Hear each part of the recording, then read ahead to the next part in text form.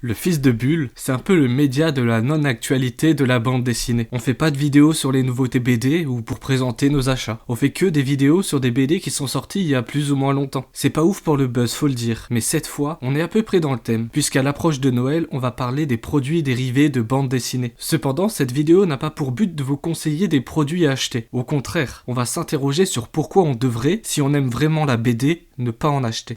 Alors jetez vos listes de figurines pop, ici on est sur une chaîne élitiste qui essaye de remettre le bon goût à la mode. Et pour ceux qui ont cliqué sur la vidéo en pensant avoir des conseils sur les produits dérivés dans le domaine de la bourse et des actions, bah sachez que vous vous êtes trompé de vidéo. Mais restez avec nous, vous risquez d'apprendre des choses. Y a pire dans la vie, non ?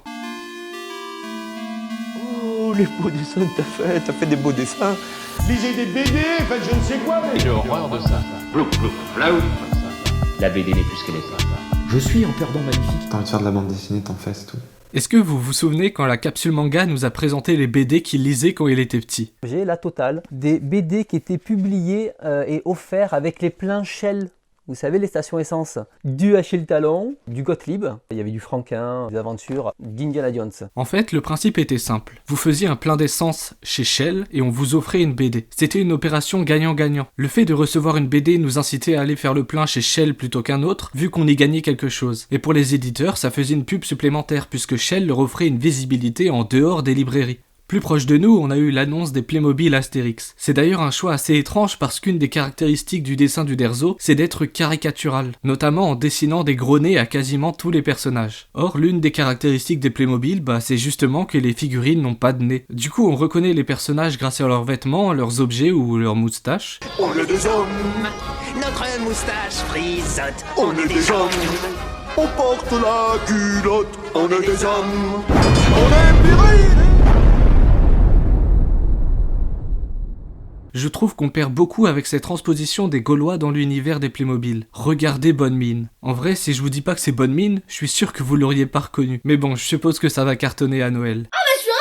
Shell et Playmobil, c'est bien sûr pas les seuls exemples de produits liés à la bande dessinée, et ce genre de choses ne date pas d'hier. On peut par exemple ici voir Tintin nous vendre du camembert, Corto Maltese nous vendre du parfum, ou encore les Schtroumpfs nous vendre du Benko. Et oui, tous les héros de BD sont des vendus.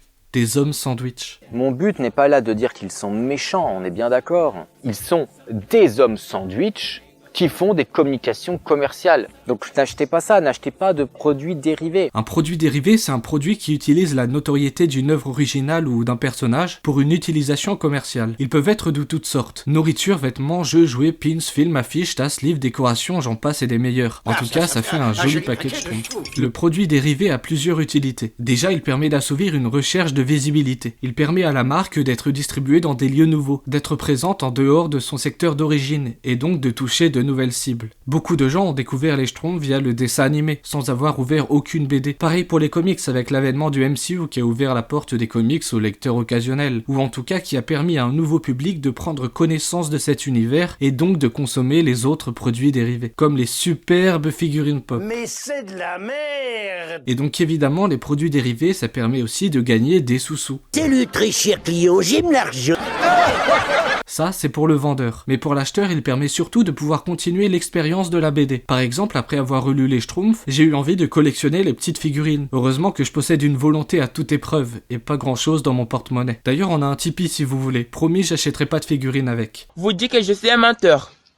Et je l'ai jamais été, et jamais je le serai pas. Après avoir lu Black Sad, j'ai eu très envie de jouer aux jeux vidéo, malheureusement très bancal. Bref, si on apprécie une œuvre, on aime prolonger notre expérience à travers le transmédia. On veut pouvoir vivre Astérix, jouer Astérix, manger Astérix, s'habiller Astérix, chier Astérix. Il y a même des collectionneurs qui collectionnent les produits dérivés de leur BD préférés, et qui deviennent plus des collectionneurs de jouets que de véritables lecteurs de bande dessinée. C'est souvent le cas des tintinophiles qui, non contents de posséder tous les albums en édition originale, dépensent aussi une fortune pour obtenir tous les gadgets plus ou moins inutiles tirés de la bande dessinée. Je vous taquine bien sûr, mais on peut s'interroger sérieusement sur l'intérêt de posséder, disons, un emballage de gâteau des Schtroumpfs et le mettre en avant dans une collection, juste parce qu'il y a un petit lutin bleu dessus. Et ça tombe bien, on va en parler à la fin de la vidéo. Pour le moment, continuons notre petit tour d'horizon des produits dérivés. Depuis le début, on parle des produits dérivés de bande dessinée, mais il existe aussi des cas où c'est la BD qui va devenir le produit dérivé d'autre chose. On peut penser au succès des romans jeunesse, comme les Royaumes de Feu ou les Filles en chocolat, qui ont été adaptés en bande dessinée. Les enfants n'étant pas tous de grands lecteurs, pour toucher un public plus large, il faut taper dans de la lecture facile, dans de la sous-littérature, accessible à tout le monde et si possible, composée de 3 mots de vocabulaire.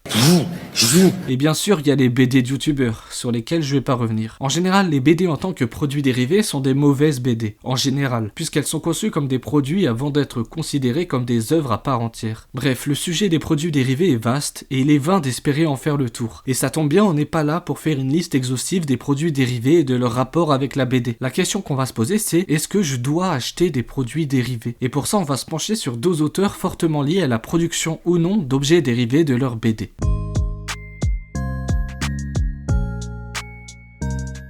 Si les liens entre BD et produits dérivés ont, disons-le, toujours existé, il existe pourtant une BD qui en est le symbole même. Il s'agit de la série Peanuts de Charles Schulz, une série de strips parue dans la presse pendant 50 ans, de 1950 aux années 2000. Vous connaissez forcément cette BD, et si le nom de Peanuts ne vous dit rien, celui de Snoopy doit vous parler. C'est Snoopy.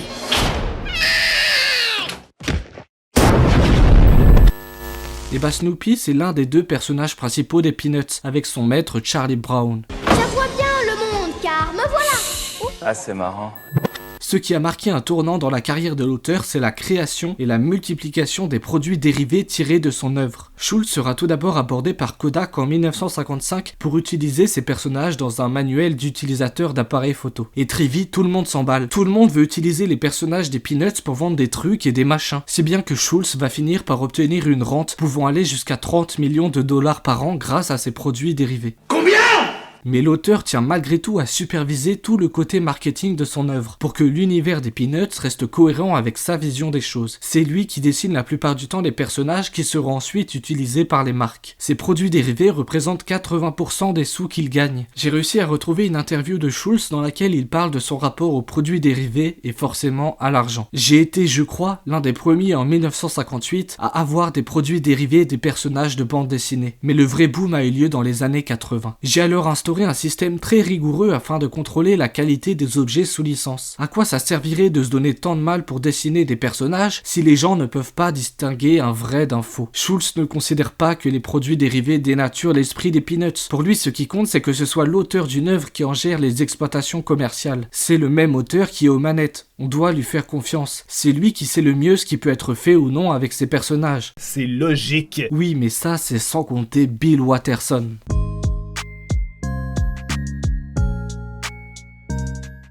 On a évoqué que les produits dérivés n'étaient pas toujours qualitatifs. On peut ajouter aussi que question écologie, c'est pas ouf. Mais le véritable problème n'est pas là. Celui qui le formule le mieux est sans doute Bill Watterson, dont le positionnement à propos des produits dérivés est sans doute aussi célèbre que son œuvre elle-même. Pour ceux qui ne le connaissent pas, Bill Watterson c'est le créateur de Calvin et Hobbes, l'une des œuvres les plus célèbres du 9e art. Successeur spirituel des Peanuts, grand prix de la 41e édition du Festival d'Angoulême, plus de 3000 strips à son actif. En transformant sa série en produits dérivés, il aurait pu devenir un des mecs les plus riches du monde. Mais il a toujours refusé l'exploitation de sa série en produits dérivés, arguant que son œuvre était de l'art et non une image faite pour faire de l'argent en capitalisant dessus. Selon lui, le marketing rompt le lien entre le lecteur et les personnages. Et ce n'est pas acceptable. Calvin et Hobbes, ça raconte le rapport au monde d'un petit garçon. Ça n'aurait aucun sens d'en faire un produit dérivé. En quoi un mug ou un t-shirt apporterait quoi que ce soit à l'univers de la série? Est-ce qu'un mug raconte la vision d'un enfant? Comme le dit Watterson, les produits dérivés allaient dénaturer l'esprit de Calvin et Hobbes. Je refusais d'avoir dépensé toute cette énergie pour me changer en simple vendeur de babioles. J'étais dessinateur, pas homme d'affaires. Watterson propose donc une œuvre d'art et non pas seulement un produit de consommation dérivable en transmédia. Mais plus qu'un ego envers sa propre œuvre, c'est surtout un respect envers le médium BD en lui-même qui le rend réticent,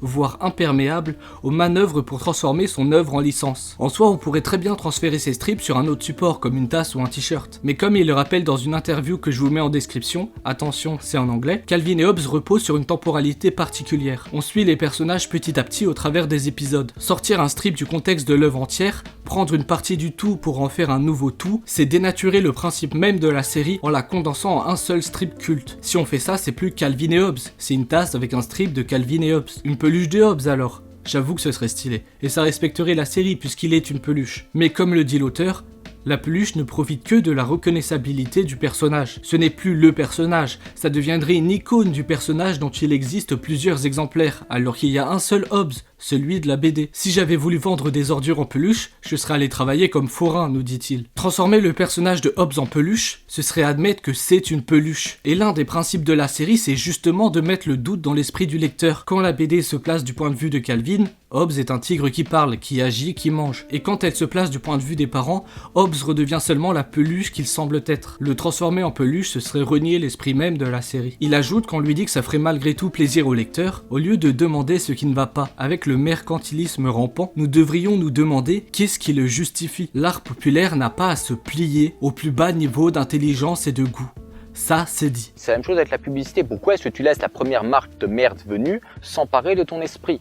T'es une pute ? Il n'y a aucune raison autre que mercantile à se soumettre aux volontés des lecteurs. L'artiste propose son œuvre sous une forme particulière, ici la BD, et il n'a aucune obligation de transformer son œuvre en produit. Ça, c'est le problème des lecteurs, pas le sien. Transformer sa BD en produit dérivé, ce serait retirer tout ce qui a fait l'œuvre pour n'en garder que l'imagerie, que l'apparence. Ce serait une tentative d'abrutissement de sa BD, ne pas la considérer comme une œuvre à part entière, avec sa valeur et son propos, mais comme un simple support marchand. Ça serait ne pas respecter sa BD. Vous êtes tout simplement mauvais à tolérer ça.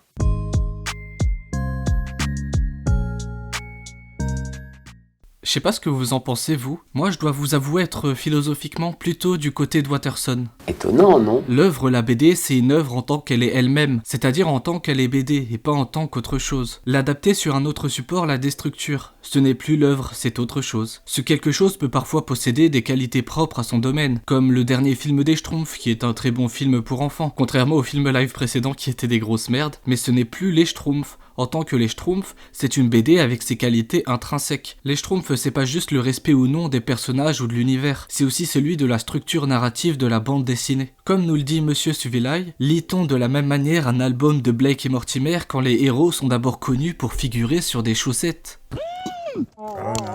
Ça c'est une bonne question ça. Mais d'un autre côté, je comprends aussi cette envie de posséder des objets en rapport avec l'œuvre. La question qu'il faut se poser c'est, est-ce qu'on aime la bande dessinée en elle-même ou est-ce qu'on aime les histoires et les personnages qu'elle nous présente ? Pour reprendre le cas des petits lutins, quelqu'un qui regarde le dessin animé et quelqu'un qui lit la BD, ils aiment le même univers, mais ils ne l'aiment pas de la même façon, ils ne l'aiment pas sur le même support. Et pour moi, cette question du support est très importante, surtout quand on sort du domaine artistique. Pourquoi conserver ce paquet de gâteaux à l'effigie des Schtroumpfs ? Je vous jure qu'il y en a qui le font. Qu'est-ce que nous apporte cet emballage par rapport à l'œuvre ? C'est un détournement commercial, rien de plus. Il sort les Schtroumpfs de leur univers pour nous faire bouffer des gâteaux. Pourquoi garder un déchet sur son étagère ? Et là je parle de gâteaux, mais on pourrait aussi parler de vêtements par exemple. J'ai acheté ce t-shirt Black Sad, tiré du jeu vidéo en plus, et pas de la BD. Qui est fabriqué sans doute dans des pays du tiers-monde. Qui va pas tenir au lavage. Pourquoi est-ce que t'achèterais ça ? Tu vas pas baiser en portant ce t-shirt là, on est d'accord ? T'as beau le trouver rigolo, les filles qui vont te regarder dans la rue, elles vont juste trouver que tu fais pitié. Alors j'ai beau être d'accord avec Watterson, je suis pas le plus exemplaire concernant les produits dérivés. Attention, j'en ai pas tant que ça, mais il n'empêche que j'ai cédé quelques fois, ou qu'on m'en ait offert à différentes occasions. J'en recevrai d'ailleurs peut-être encore pour Noël, même si honnêtement je préférais qu'on m'offre des BD. Je pense qu'il faut distinguer plusieurs sortes de produits dérivés. Les objets inutiles, produits à la chaîne pour surfer sur une licence, et les objets disons artistiques, comme une figurine sculptée à la main. C'est pas juste un bête produit dérivé, c'est un artiste, tu dis ah regardez j'ai fait ça. Et donc on peut espérer que c'est au moins une utilité artistique, que ça soit de la qualité, peut-être. Il faudrait donc, si l'on veut acheter un produit dérivé, acheter un produit qui soit lui-même une œuvre. Alors certes, ce produit ne sera pas l'œuvre originale, mais il sera quand même une œuvre à part entière, et pas simplement un objet produit à la chaîne. Mais alors si on veut acheter un produit dérivé, on prend quoi ? Si on aime profondément la BD, rien. Mais bon, vu qu'on est tous un peu aliénés, c'est un peu difficile, j'en conviens. Le mieux, c'est encore de choisir des produits dérivés qui apportent quelque chose à l'œuvre, qui la prolongent, qui la rendent encore plus profonde, ou bien qui possèdent une utilité, qui créent du lien entre l'auteur et le lecteur. Et je ne parle pas ici d'acheter des mugs ou des porte-clés. Je parle ici d'initiatives comme la série animée Last Man, qui approfondit l'univers de la BD, ou bien des objets qu'on peut acheter pour soutenir les auteurs, comme les figurines de donjons que j'ai achetées pour soutenir la série, ou bien comme les goodies offerts par Bliss Comics, pour remercier leur fanbase quand elle soutient le financement des nouvelles sorties de Comics Valiant. Bref, soyez éthiques dans vos choix de produits dérivés. Comme disent les bobos, soyez consommateurs. Et faites le tri et n'achetez pas n'importe quoi. Hein. On va terminer ce chapitre par une citation extraite d'un article de Suvilai Bontari, que je trouve importante pour nuancer tout ce que j'ai pu dire jusqu'à présent. Les produits dérivés ne sont pas de simples objets de consommation, et leur rôle n'est pas uniquement promotionnel. Selon les types de supports, les catégories d'ayant droit et l'ancienneté de la licence, les liens entre les œuvres sources et secondes peuvent être placés sous le signe de l'interaction technique, de la complémentarité narrative, de l'enrichissement d'un univers fictionnel ou du prolongement de la visibilité d'un héros. S'intéresser à ces produits dérivés revient aussi à questionner le besoin humain de conserver et matérialiser un élément fictif dans un monde où l'accumulation d'objets réels peut devenir problématique. C'est sur ce dernier point qu'on va conclure la vidéo, et pour ça j'ai décidé de faire un petit jeu avec vous. Bonsoir. Nous allons jouer à un jeu.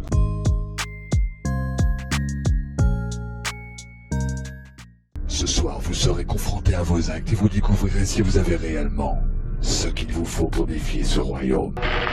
Je vous propose le jeu de l'éthique du lecteur. Prenez de quoi noter vos points. Le concept est simple. Je vais dire des trucs et vous allez devoir vous donner des points d'aliénation si mon propos vous correspond. Ensuite, on va compter ensemble nos points d'aliénation vis-à-vis des produits dérivés et les comparer en commentaire. Donc jouez le jeu sans tricher et donnez-moi ensuite votre score. Évidemment, c'est un jeu pour rigoler, donc détendez vos slibards si vous vous sentez insulté. Maintenant, c'est à vous de jouer. Que la partie commence. Bonne chance.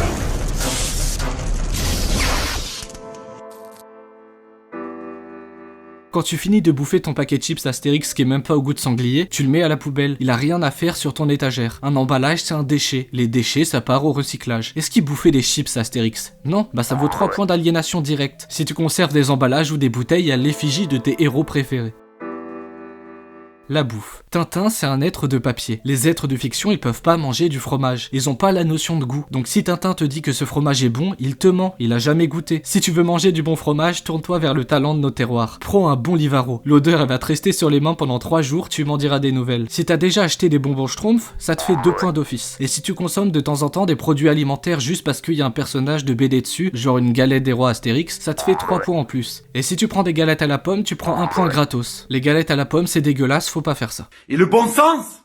Et le bon sens?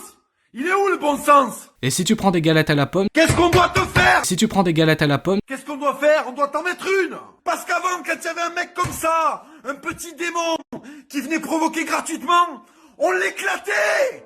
On l'éclatait!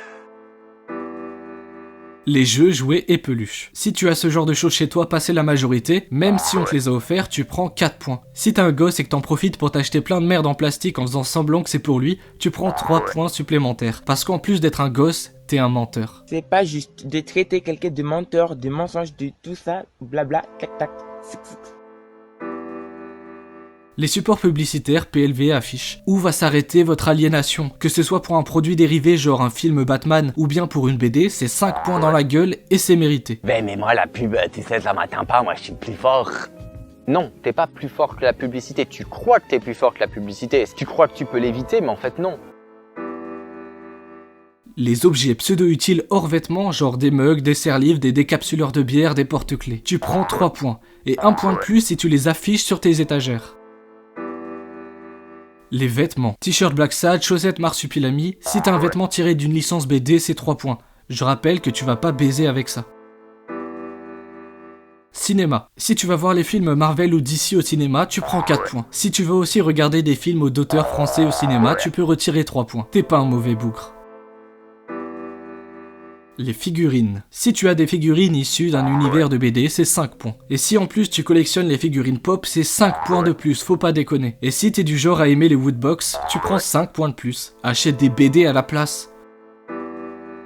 Si tu possèdes un produit dérivé d'une BD sans posséder la BD en question, du genre une figurine ou un vêtement One Piece sans avoir le manga, c'est 3 points de plus. Enfin, vous allez avoir l'occasion de vous retirer des points d'aliénation, parce que je suis un mec sympa. Si vous avez déjà participé à un financement participatif au sujet d'une bande dessinée ou d'un produit dérivé de bande dessinée pour soutenir un auteur encore vivant, vous pouvez vous retirer 5 points pour le geste. Une fois que vous avez votre score d'aliénation, vous pouvez me le donner en commentaire et évaluer votre niveau. J'espère que vous avez été honnête avec vous. De 0 à 10 points, vous êtes Watterson en personne, la classe. De 11 à 20 points, vous êtes légèrement aliéné quand même. De 21 à 30 points, vous êtes un gros aliéné. De 31 à 40, va falloir vous remettre sérieusement en question. Et de 41 à 50, vous êtes vous-même un produit dérivé. Ah! Voilà. Les pires d'entre vous devront donc avoir 50 points d'aliénation. J'espère sincèrement pour vous, mes chers abonnés, qu'aucun de vous n'atteindra un tel score. En attendant de lire les vôtres, je vous donne le mien. J'ai 20 points au total. Ça fait beaucoup là, non? C'est beaucoup trop, va falloir vraiment que je fasse du ménage chez moi. Et voilà, on se revoit sans doute le mois prochain. Joyeux Noël à vous et en attendant, surtout, n'oubliez pas, lisez des bonnes BD.